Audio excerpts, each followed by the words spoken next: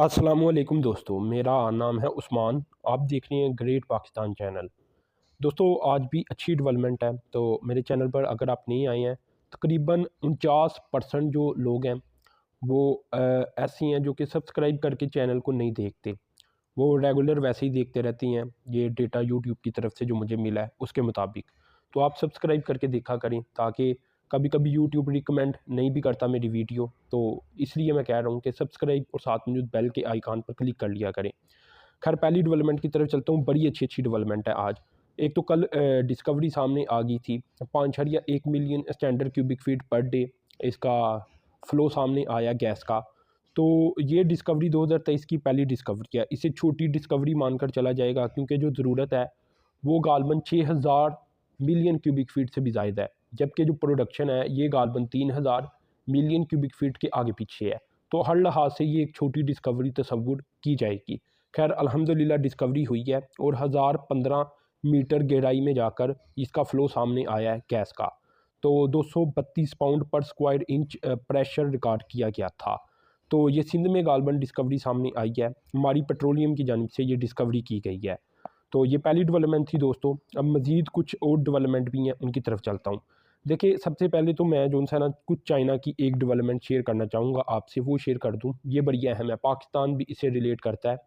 China ने दोस्तों BRI cooperation agreement sign कर लिया तमाम सेंट्रल एशियन स्टेट के साथ। BRI यानी बेल्ट एंड रोड इनिशिएटिव की कोऑपरेशन का एग्रीमेंट।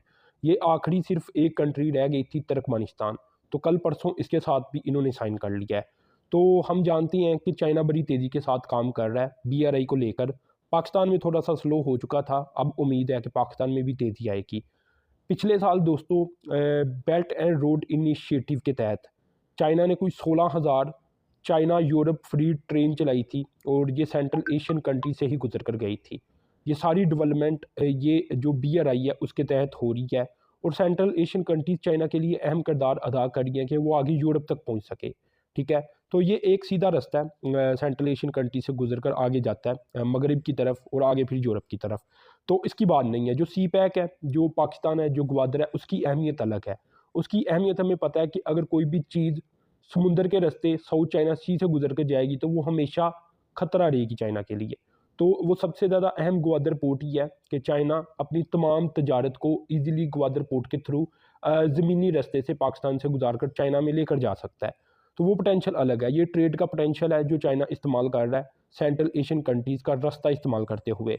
बताया जाता है दोस्तों कोई 16 lakh 20 foot equivalent unit carry किए गए हैं। इतना वज़न कैरी किया गया है इस रास्ते के तहत पिछले साल।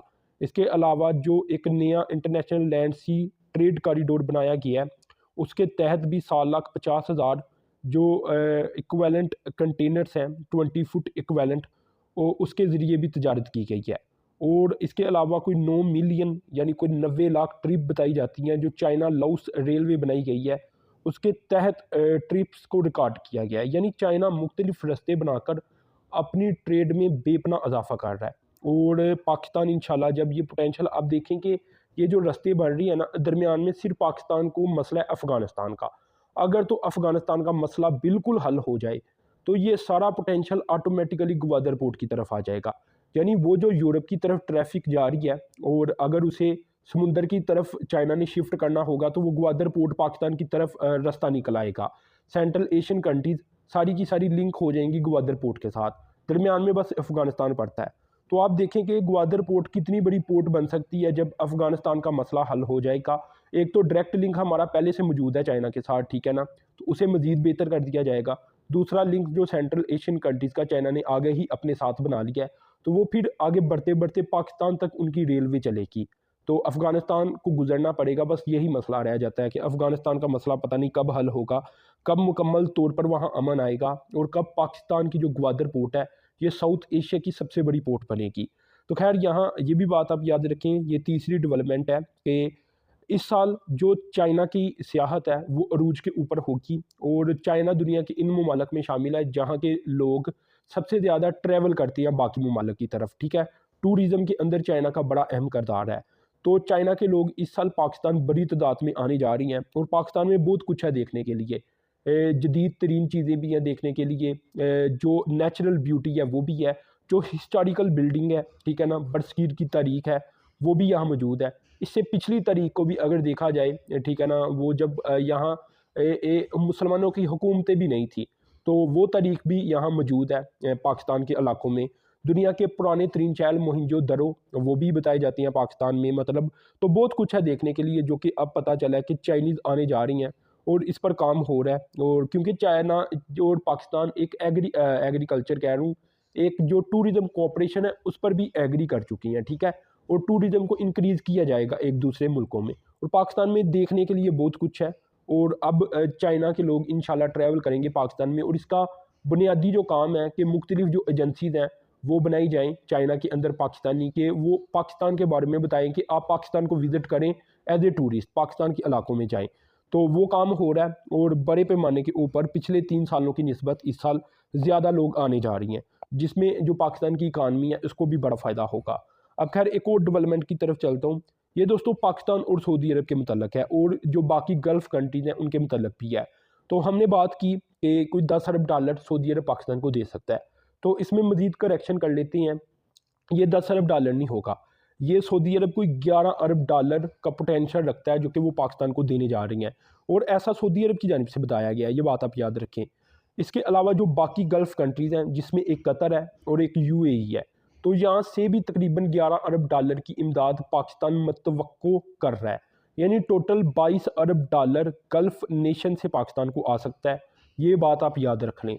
अच्छा, यहाँ ये भी बात आप याद रखें कि जो फ़ौरन पैसे पाकिस्तान को चाहिए अपने रिज़र्व को बेहतर करने के लिए, वो सिर्फ सऊदी अरब से ही आ सकती हैं, 2 से 3 अरब डॉलर। तो उससे पाकिस्तान इंशाल्लाह इस प्रॉब्लम से निकल आएगा, बाकी कुछ चाइना की मदद आ जाएगी। लेकिन मैं कुछ लंबे टाइम के लिए बात कर रहा हूँ कि 22 अरब डॉलर जो है ना सऊदी अरब, यूएई और कतर पाकिस्तान में इन्वेस्ट करने जा रही हैं। इसमें इन्वेस्टमेंट भी शामिल होगी और कुछ लोन होगा। लोन जो होगा वो जल्दी पाकिस्तान को मिल जाएगा, इन्वेस्टमेंट के ऊपर थोड़ा सा टाइम लगेगा। तो ये बड़ी डेवलपमेंट है, अल्हम्दुलिल्लाह पाकिस्तान के तल्लुकात बेहतर हो रही हैं और पाकिस्तान ट्रैक के ऊपर वापस आ रहा है।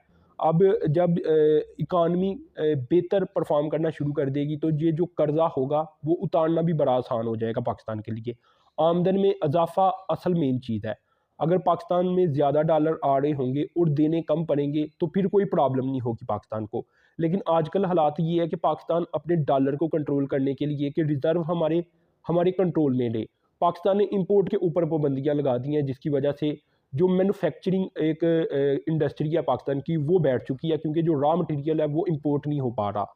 तो ये बड़ी डेवलपमेंट है 22 अरब डॉलर की, और ये दोस्तों बड़े बड़े मैगजीन के अंदर, अखबारों के अंदर इस वक्त रिपोर्ट किया जा रहा है, ठीक है ना। वॉल स्ट्रीट जर्नल एक अच्छा खासा अदारा है, उन्होंने रिपोर्ट किया कि 22 अरब डॉलर का पोटेंशियल है जो कि पाकिस्तान को मिलने जा रहा है गल्फ़ कंट्री से सिर्फ। तो जो पाकिस्तान ने बाकी फ्लड रिलीफ के नाम के ऊपर बाकी ममालिक से पैसे लेने हैं वो इसके अलावा है। तो दोस्तों आपने चैनल को सब्सक्राइब करना है, साथ में जो बेल के आइकॉन पर क्लिक करना है। अब तक के लिए इतनी था, अल्लाह हाफिज़।